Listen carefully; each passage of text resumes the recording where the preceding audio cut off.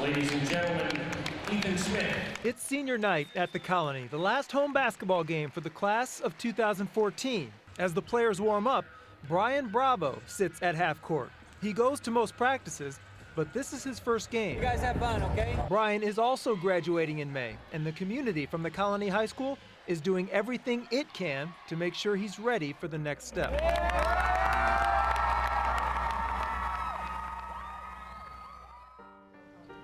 10 surgeries, and 5 months later, Brian was finally home. To know that his story can be the same as any other of us at a given moment is life-altering. For 8 years, Brian's story is one that stayed with the Bravo family, his brother Nicky, father Jose, and stepmother Eloisa. Brian, Jose's oldest son, had been ejected and thrown from the vehicle. But then the basketball team brought him into its family and learned his story. And then from there, it just has grown to another class at our school, and then it's even grown to our entire school, and now it's grown to community and outside our community. Wristbands are $2, and the t-shirts are $15. In 2005, Brian and his family were driving home from Mexico when they lost control of their car and crashed.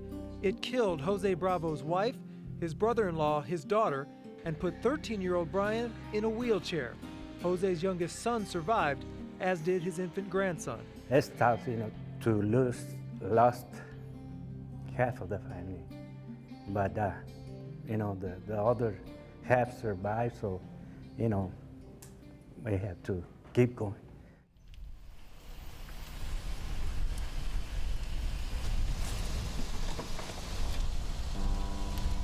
It's not easy, but once again, I'd do anything for Brian, anything.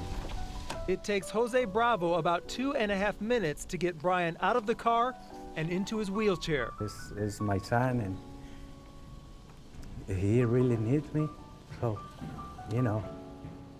I help him in the way I can, until I can, because he started getting heavier, and I started getting older. Seeing Jose Bravo wrestle his son out of the car and into his chair is what inspired the fundraiser.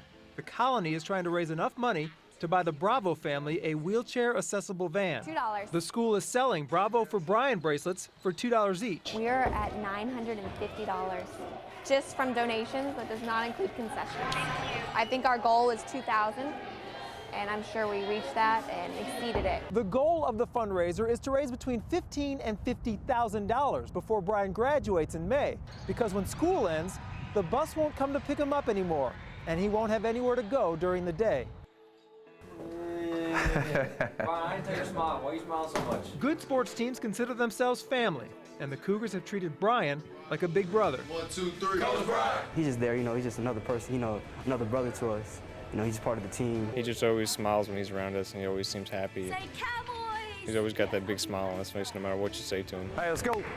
Around the program, he's called Coach Brian, and some days, it's up to him whether or not the team runs. Since y'all did win last night, I'm going to let Coach Brian decide whether or not we run the day. So if he raised that leg, we don't have to run the day in practice.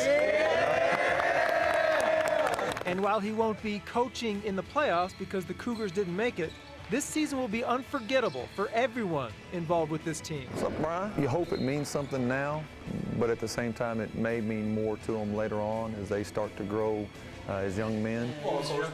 It's a blessing to be able to do the things that not all people can do. And playing basketball, especially, I know that he'd love to be out there playing any sport. I love to watch him, to enjoy, whenever they talk to any student, especially the coach, I love that. I love to watch that. 1, 2, 3, Coach Brian! 7 players were honored on senior night, and the impact Brian has had on them was clear. Please enjoy the Bravo4Brian campaign. For the last home game, Brian was on the court for the opening tip. His teammates escorted him down court for the first 2 points of the game. I hope he was enjoying it, and I could tell by his smile that he was, and hopefully it's something that our players will remember long after this game is over. That's very nice, that's being the first shot and having 2 points. I feel so good.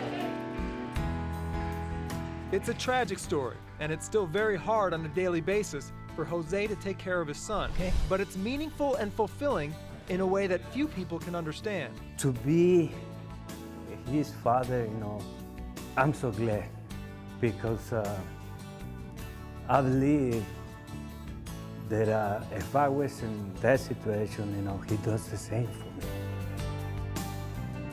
Brian's story is a long way from being over, but the chapter about his senior year at the colony almost is, and it's one he and his family will never forget. Ted Madden, Channel 8 Sports in the Colony.